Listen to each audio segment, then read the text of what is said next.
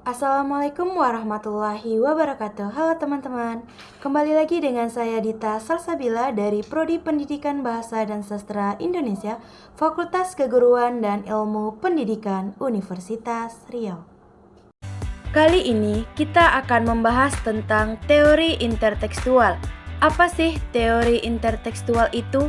Mari saksikan.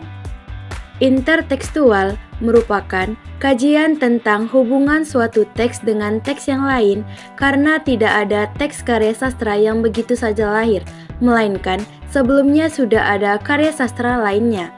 Menurut Nurgiantoro menyatakan dengan lebih khusus bahwa kajian intertekstual merupakan usaha untuk menemukan aspek-aspek tertentu yang telah ada pada karya sastra sebelumnya pada karya sastra yang muncul kemudian. Jadi, dapat disimpulkan bahwa intertekstual itu ialah teori yang membandingkan dua teks yang diduga memiliki keterkaitan. Di dalam teori intertekstual, kita dapat membandingkan bentuk asli dengan bentuk varian seperti yang pertama, ada penambahan scan di dalam film, yang kedua, ada bagian yang dihilangkan, dan yang ketiga, ada variasi baru. Di sini saya akan membandingkan novel Dalam Mihrab Cinta dengan film Dalam Mihrab Cinta karya Habibur Rahman El-Shirazi. Novel Dalam Mihrab Cinta merupakan novel Muslim nomor 1 Indonesia, Habibur Rahman El-Shirazi, dan telah diluncurkan di penghujung bulan Desember pada tahun 2010 lalu. Novel ini juga telah diangkat ke layar lebar dengan judul yang sama pula, dibintangi oleh Dude Harlino, Asmiranda, dan Meida Sefira. Dengan tebal buku 270 halaman, novel ini menyajikan versi lengkap dari kumpulan ringkasan novel atau novelat dengan judul buku yang sama pula dan telah diterbitkan tahun 2007 lalu. Baiklah, pertama kita akan membahas tentang tokoh. Tokoh dalam novel dan film Dalam Mihrab Cinta sama. Tidak ada penambahan dan pengurangan tokoh.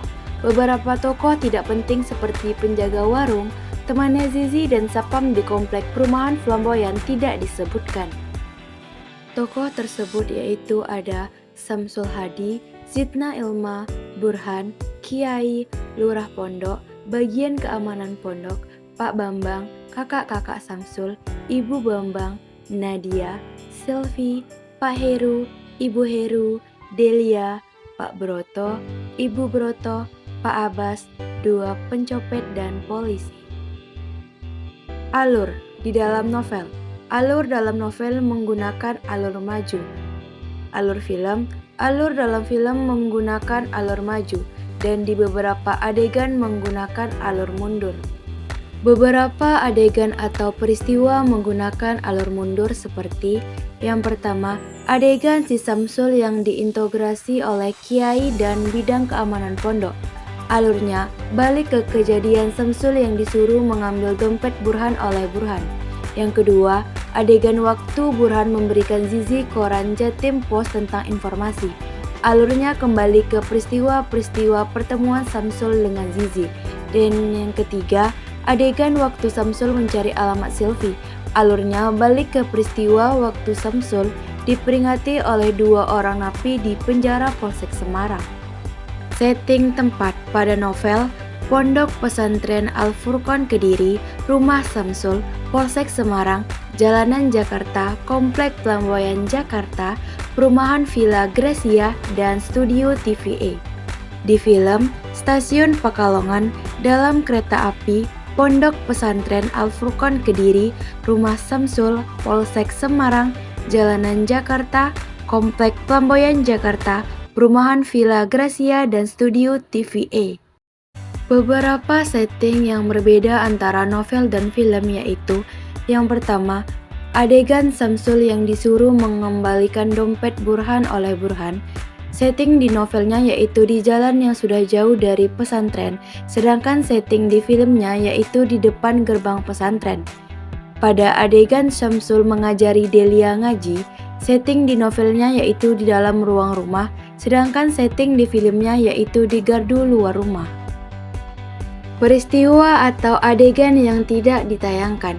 Pada saat Nadia menemui Samsul di penjara, Pada novelnya diceritakan bahwa Samsul ditemui sewaktu makan siang, tetapi pada filmnya, Samsul ditemui ketika sedang berbicara dengan narapidana lainnya.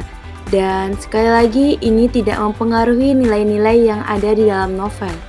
Dari pembahasan kita tadi dapat disimpulkan bahwa tingkat perbedaan antara novel Dalam Mihrab Cinta karya Habibur Rahman El-Shirazi dengan film Dalam Mihrab Cinta sedikit.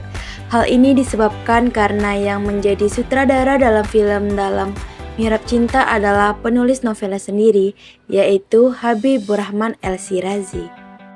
Sekian dari saya. Apabila ada kesalahan kata, saya mohon maaf.